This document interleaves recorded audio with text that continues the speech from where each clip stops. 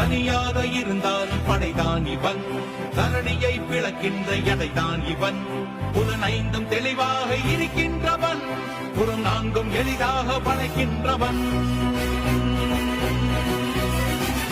உடையாத தடைகளை உடைக்கின்றவன், உண்மையாய் சாதனை படைக்கின்றவன்.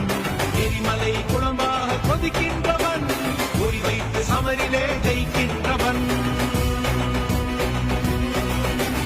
வெண்ணலன சீறி அமிலமழை கூறி அழிக்கின்ற தேசத்தை அழகாக துடைக்கின்றவன்.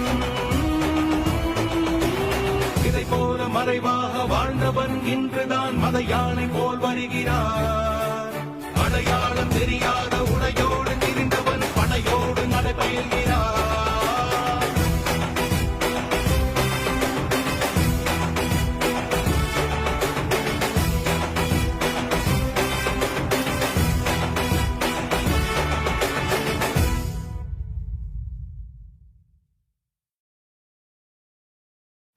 தனியாக இருந்தாலும் படைதான் இவன், தரணியை பிளக்கின்ற எடைதான் இவன்.